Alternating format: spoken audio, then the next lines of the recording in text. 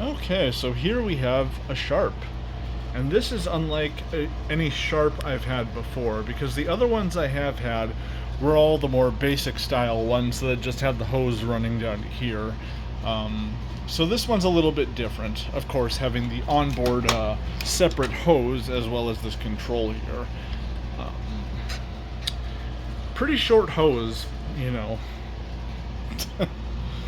And here is our model plate for it. So this came from High Bid, and as usual, you know, the item price wasn't bad. Shipping was like 80 something, but that's High Bid for you. Always expect the high shipping price from High Bid.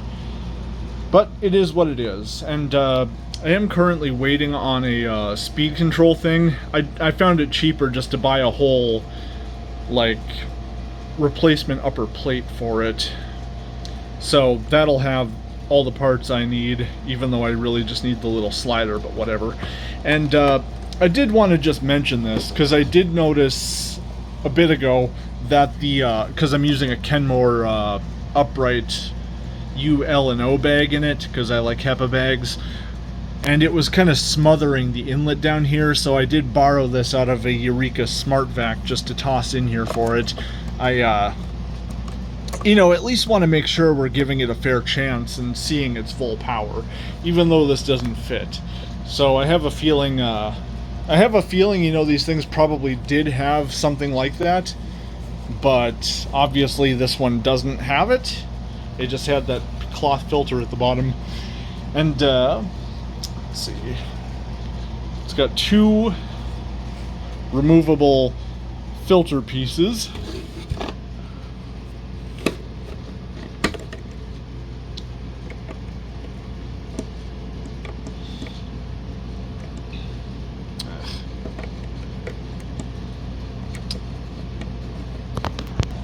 Some things are just easier to do with both hands.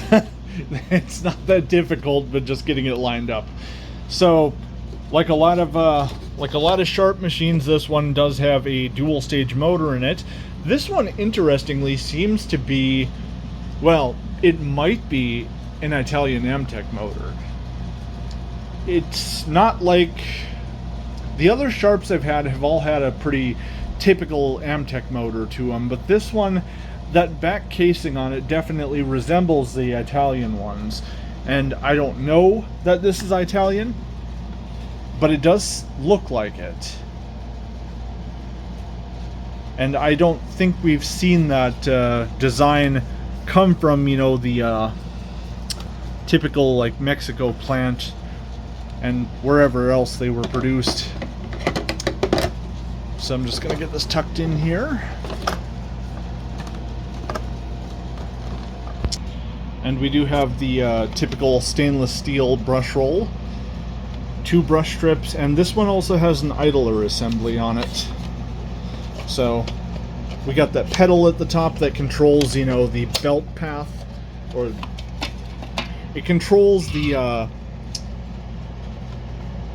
controls like the direction of the belt.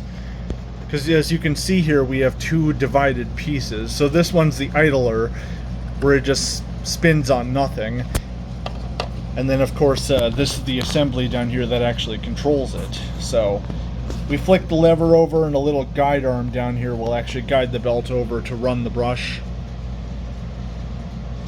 And we have some brushes built onto the end caps here too. And then of course we have the 2 spring-loaded legs here. It's just meant to keep the brush roll off the ground when the machine's in the upright position.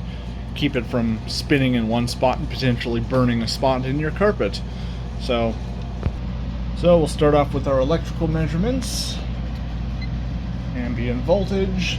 Loaded voltage.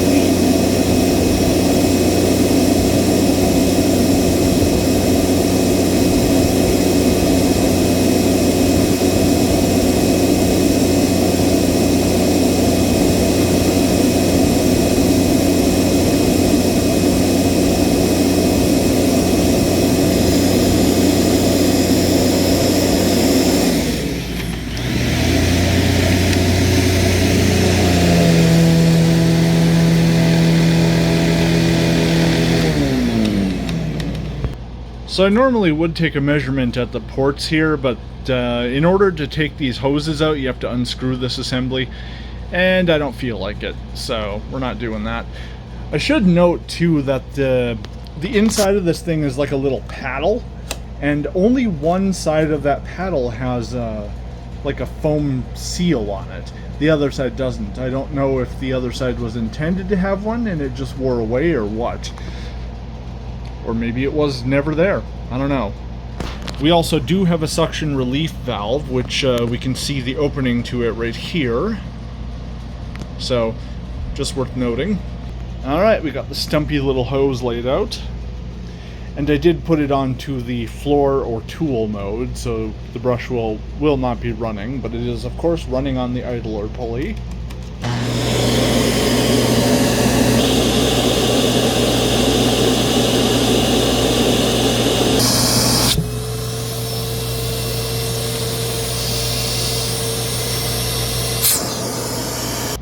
And we have the telescopic wand fully extended.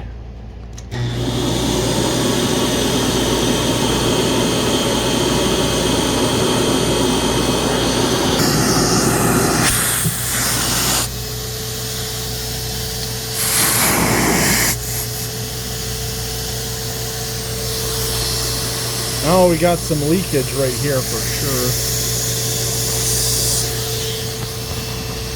Alright, and we're going to start in the floor mode, you know, so it's on the idler, although I don't think it's going to make a big difference, because it's going to have some resistance just due to either the idler pulley or the brush roll pulley, so, yeah.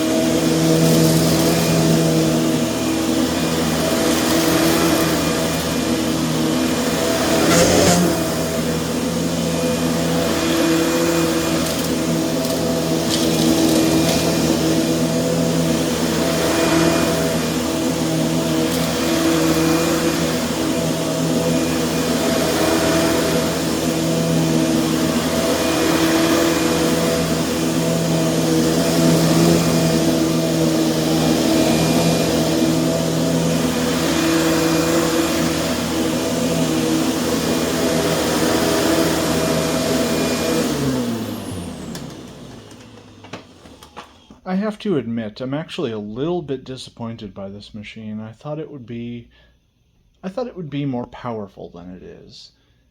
I guess I had a higher expectation for it, given my previous experience with the Sharp brand. Now, I know some people have called these a poor man's Panasonic, because I believe they had a lower price point than Panasonic's at the time. But all that said, you know, it's still not a terrible machine. You could definitely do a lot worse than this. And I mean, it was pretty well built, and that motor, I didn't have to put new bearings in despite being kind of dusty. So, you know, there's definitely pros to it. And like I said, you could do a lot worse. It's just not quite what I thought it would be. But, oh well.